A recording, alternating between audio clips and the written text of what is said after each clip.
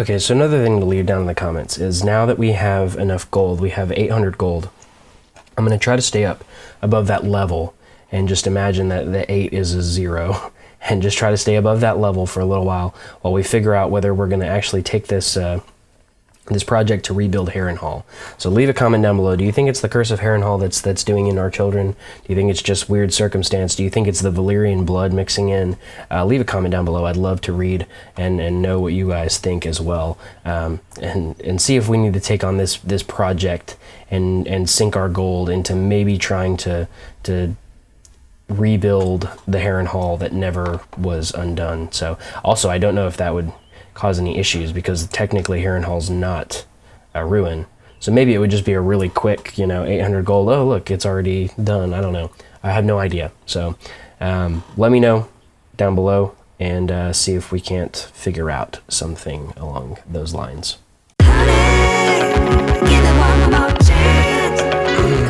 This feels really good. I don't know what it is, but it's been a while since we've had a good war.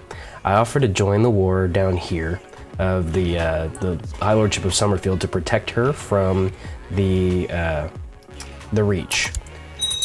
Apparently, they declared war for vassalization, and so I was waiting on the morale of this army to improve, but we're just gonna go smash it right now. I'm ready, excited, because this is something we haven't done in a while. We haven't had Winged Stranger out to battle. Good. Let's assault the holding. Okay. Now we're gonna march straight. Yeah, see, look, this is making me think. Right there, that's making me think that. Because really none of our courtiers are being born with anything. Oh, Highgarden's not where they're at. That's right. The Reach is right there in Golden Grove. That's the capital of the Reach. You know what? We're gonna wait. I'm gonna see if we can attack these armies right here. We're gonna win some battles along the way, but we're eventually gonna make our way down to, or over to the capital. Faith militants have risen up in Duskendale.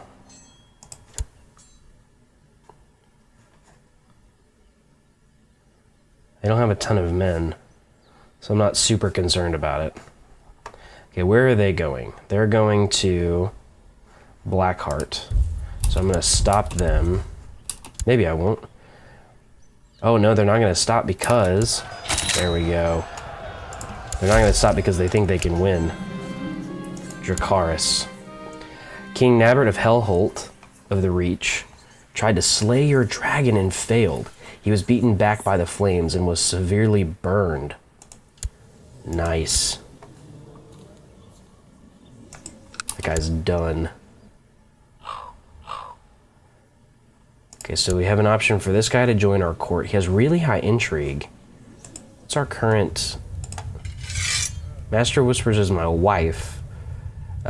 She won't like being replaced, but she currently has 100 opinion of me. And it's probably better to get her out of that business anyways. Famous Herald, well-versed in diplomatic protocol, has arrived at your court. He goes by the name of Windle Lake and is proposing his service to us. Our Chamberlain is saying that we can make good use of this man. No, look at his stats. What are you thinking? Weirdo. In what world does it make any sense for us to bring a guy like that in? Take up room in our court because of that. Okay, so we get a little bit of gold from a tithe. So one thing I'm going to take a look at, because I'm not sure if it's something that we need to be doing or not, but I'm going to keep an eye on I lost my train of thought there.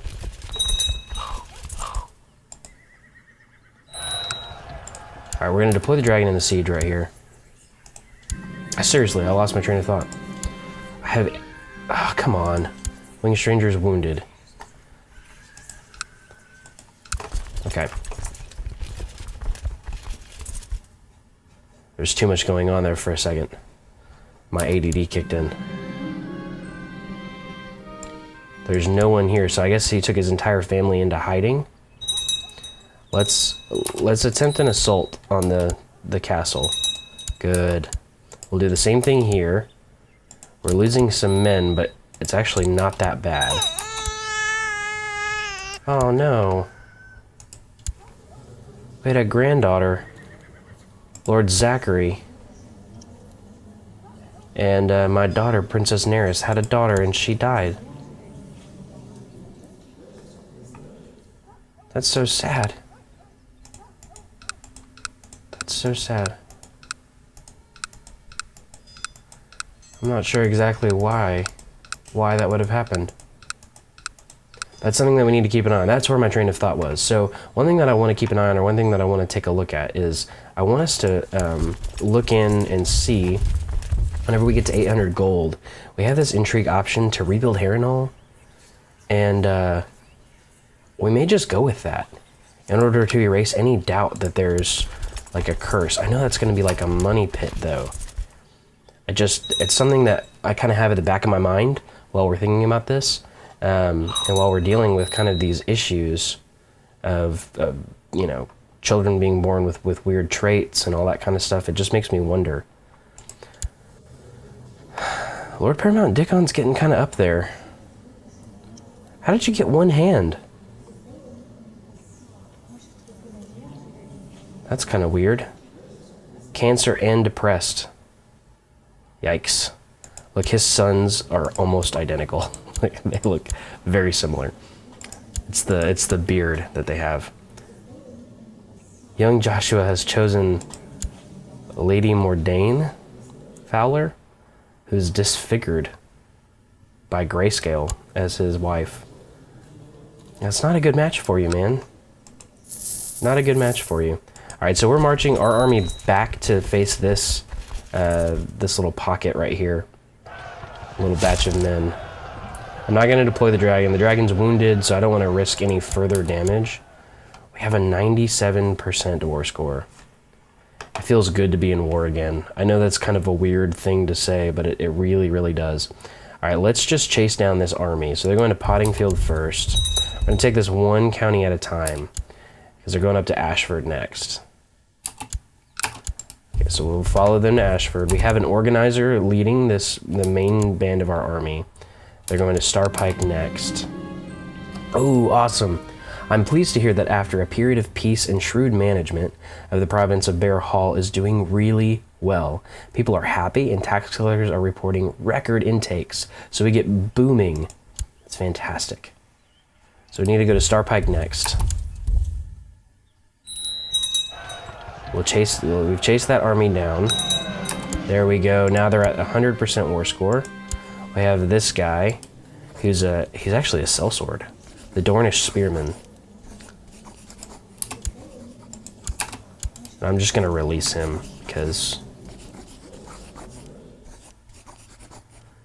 I don't want him in my service. There's no point. We're gonna just release him. I don't want a prisoner in there. And now we're gonna start marching back to the woods so we can disband our army because they're done. I need to choose a childhood focus for this kid. I think we're just going to choose, we'll either choose struggle or duty. I think struggle will be fine. I want him to maybe become a good commander. He's got the right build for it.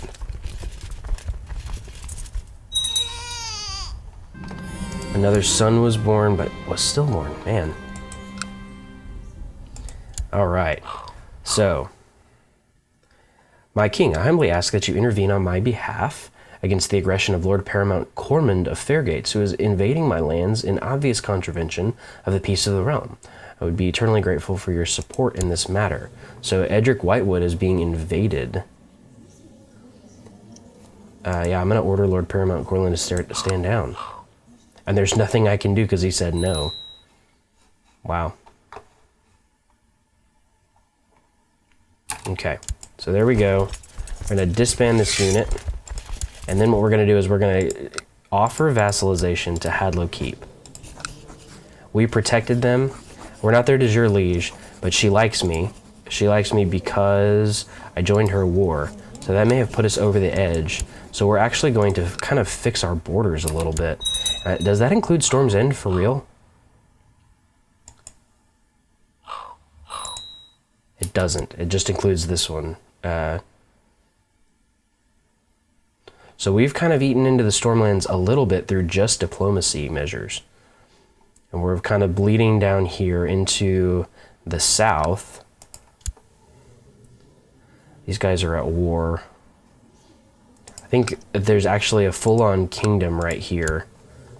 The Tyrant. King Orland the Tyrant of Red March. So we're actually dealing with kind of the Dornishmen down here. There's still a first man. Wow, that's cool. That's really good to know. That the first men still kind of reign. This guy's a Summer Islander. That's fantastic. So what's the war for? War against the tyranny of King Orland. So that's good. We're actually going to be dealing with Dorne a little bit from now on. These guys are part of the Reach. So the Reach is broken up because it looks like there's a war against the tyranny of King Nabbert the Black. Good. Knock that guy off his throne. Lord Corman of Tumbleton is his heir. His son died of suspicion, or the previous heir died under suspicious circumstances, so it's this kid. Nice. Okay. Well, that kind of makes it a little bit easier for us to deal with. How many years do we have before these two? She's been declared incapable? Well, that's not good. It doesn't affect her fertility, though. So hopefully she can have a child. She's got 2 years before they can marry. I wonder, like, I know that's an option for the regent to be, or to declare the ruler incapable. I don't know what requirements need to happen in order for that to go, though. So we need a new chief general. Why?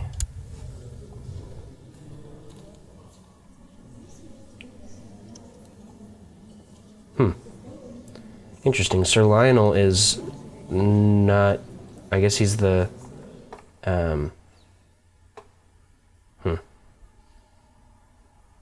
Not sure exactly what happened there.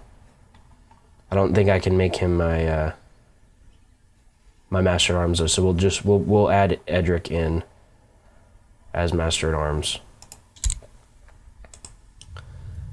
And we will, let's see, have our priest perform charity and have Edric train children. That'll be what we have him do. We don't really have any wars going on, so I don't need to worry about fighting. So look at how our borders have expanded. That's awesome. So it now bleeds down into here and over here.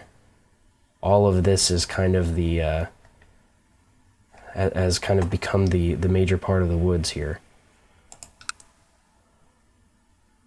So the Red Watch League right here is in a war for independence as well.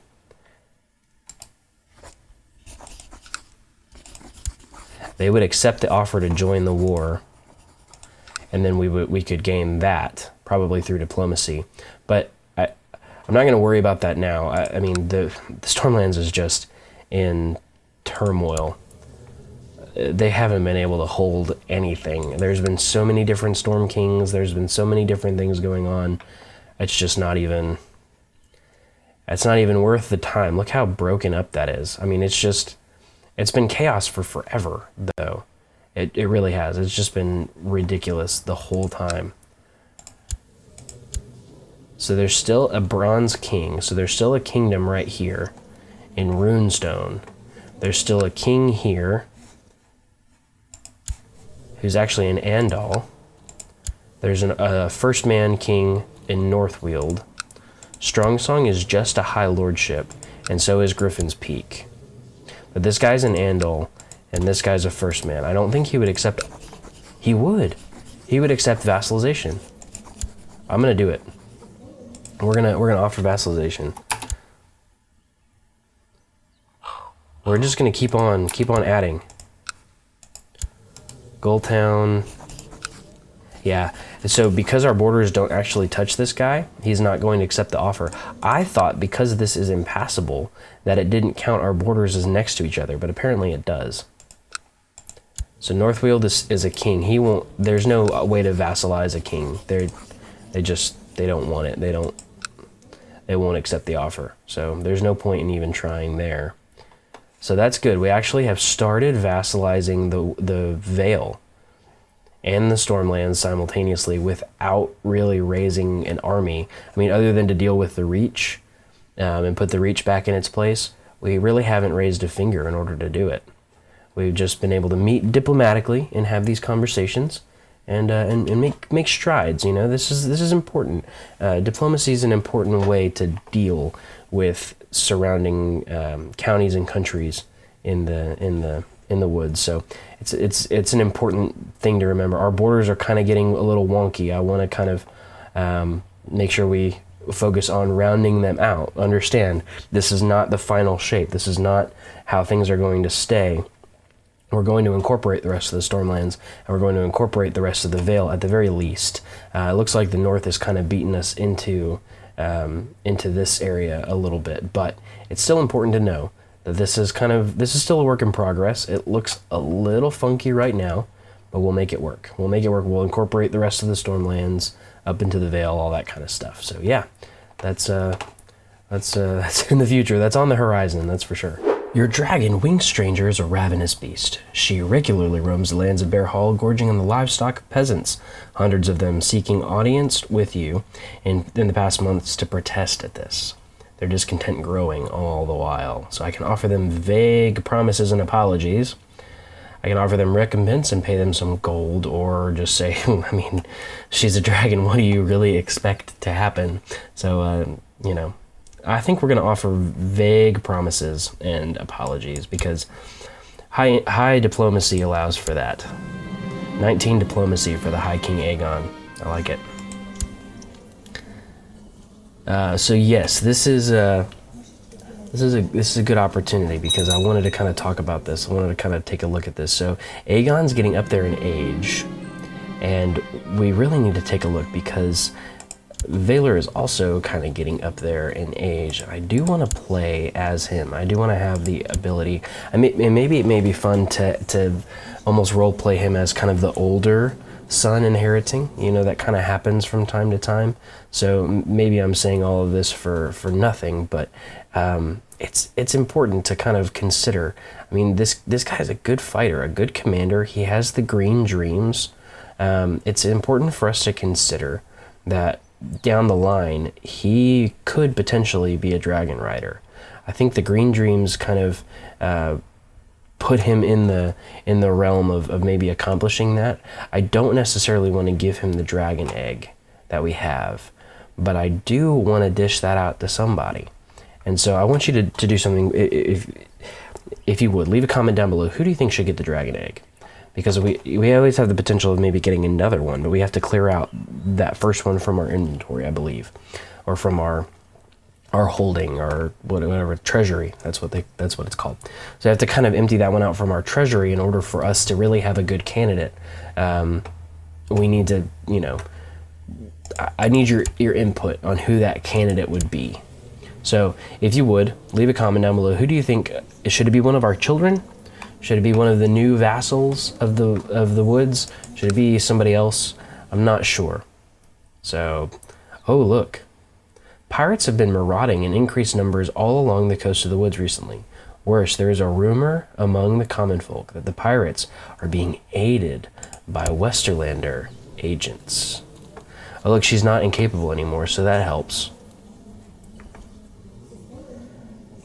Wow. I must send a letter to the Westerlander Queen to find out if so. I don't want to ruin our chance of, like, continuing this betrothal that we have, though. Look, we're gonna take out this army right here. Watch.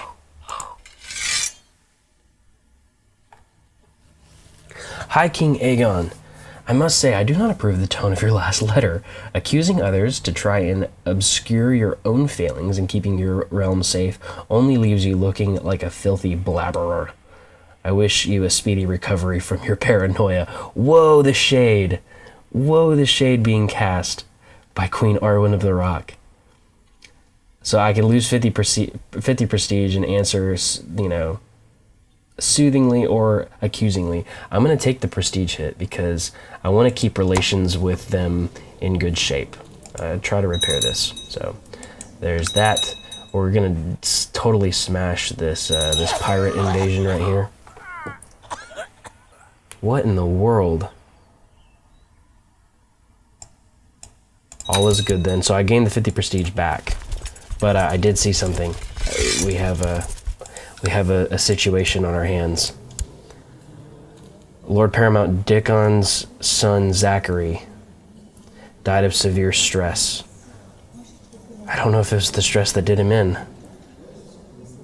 He was stressed, but he got sick. Diarrhea, fever, and vomiting. That looks like the flu, but the combination of the health hit, -1 from diarrhea, -1 from fever, -1 from vomiting, plus the -1 from stress, probably just put him so low on there. He does have his son Luke, who is growing more and more. That's another I mean, the Whitewood family is another candidate for the dragon egg. So if you believe that that they should get it, just let me know. We'll take care of it. But this is interesting. This is certainly interesting. I'm going to see if I can assign him under the guardianship of maybe Edric.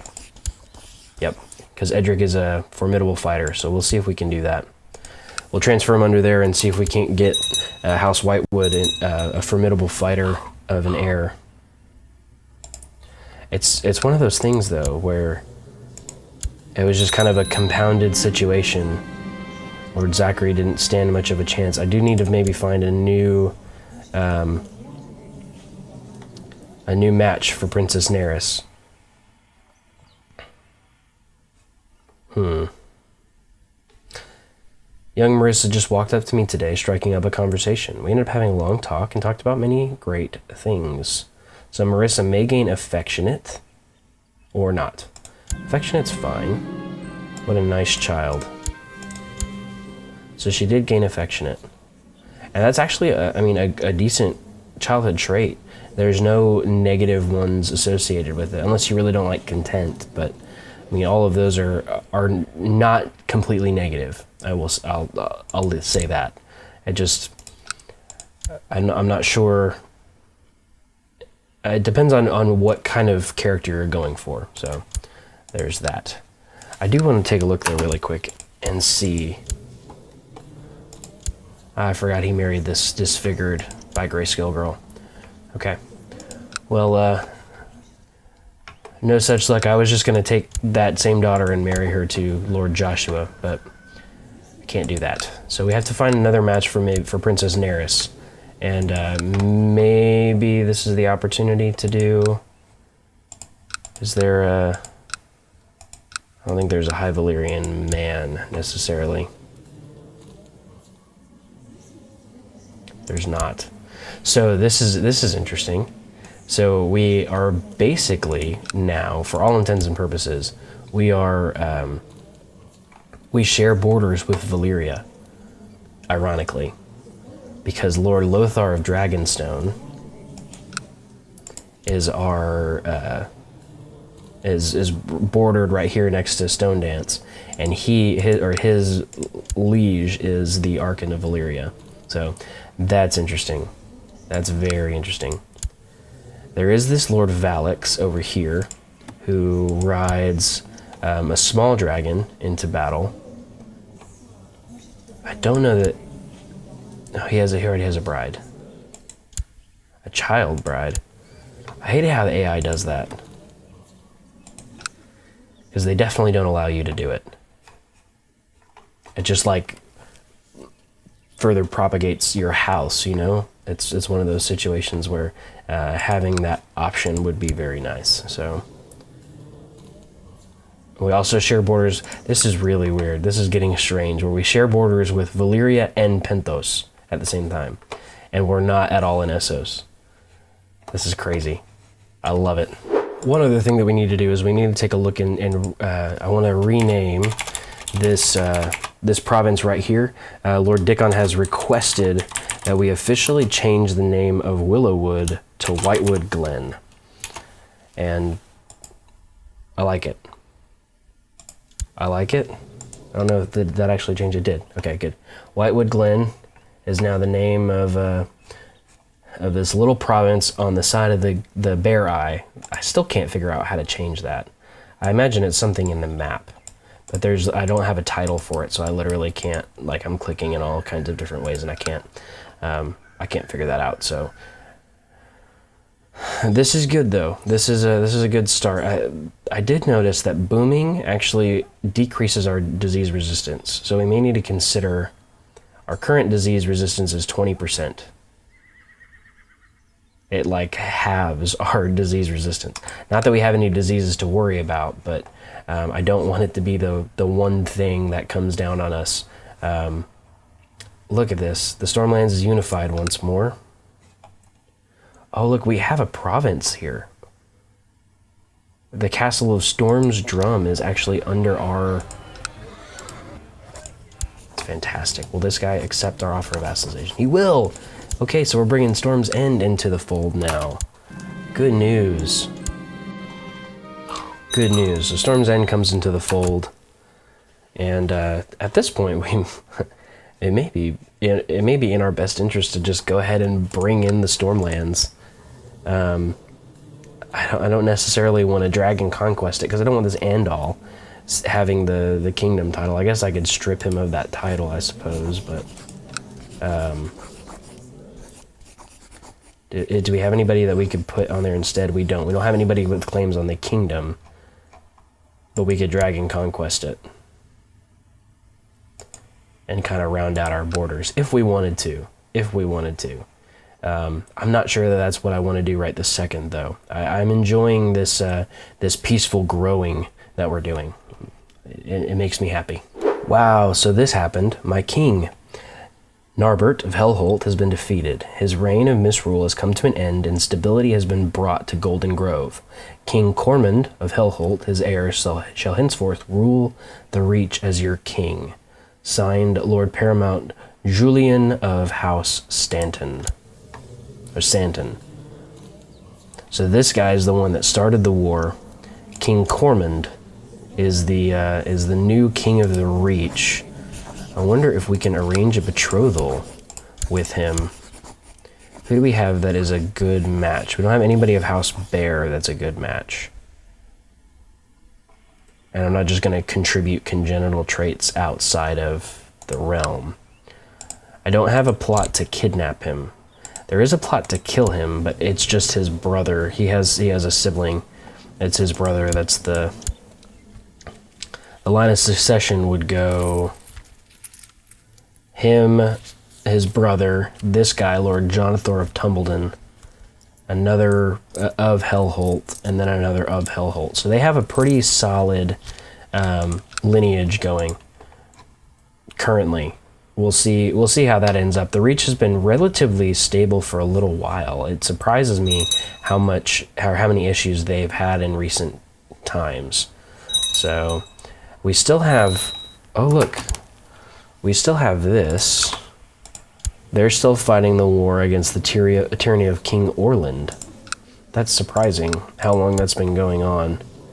Actually, it's 86% in favor of King Orland. It looks like they've exhausted all of their men, though.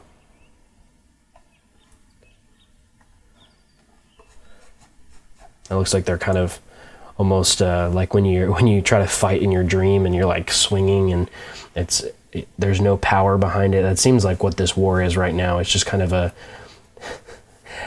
an issue of longevity. How about we say that? Okay. Let's continue. I love this this diplomatic border expansion that we've kind of taken.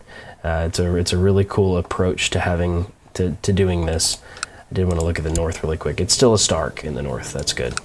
Starks always die out. I like seeing Starks remain in the north. It's a nice touch to any series that we do.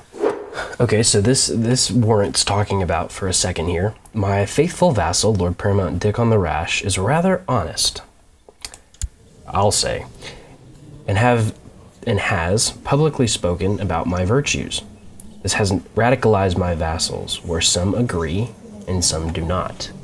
So, looking at this, it doesn't look like anybody disagrees. Approves of honesty, everybody's plus 10. So thank you, Lord Paramount Dickon. I appreciate your honesty. And that goes in many different facets, both in-game and out. So, yeah, very appreciative of the honesty of all of the members of the kingdom, all of the bear pack in general as well. People are surprisingly honest, and I'm okay with that. So, no, I'm not going to give this girl any coin. She wants to start a war. Lady of Rain House. No, thank you. Not interested. Oh, look. After all of that honesty, I feel like Lord Dickon deserves a reward. 69 gold. Let's add to the storehouses of House Whitewood. So, he just spent a bunch of money on something. I don't know what it is, but good luck with that, Lord Paramount Dickon. And at long last, the betrothed can marry. So the betrothed Prince Xavier and the Queen Arwen of the Rock. Arwen, fantastic name. Solid reference there. Can marry, will accept. It is a regular marriage, so we're just kind of keeping our fingers crossed. Plus she's a genius and content. So, I've changed my mind about the proposed marriage between Prince Xavier and myself. This is because I rule the Kingdom of the Rock in my own right, and as such, I want my heirs to continue the line of House Lannister. So, we have it. Oh, come on, that quickly? That's some garbage game mechanics right there. It didn't even give me a chance to like say, oh, well, maybe we'll change our mind about it too. Maybe we'll pursue a matrilineal marriage. No opportunity. Just I'm gonna marry the next scrub that I see, and apparently that's exactly what she did, because this guy,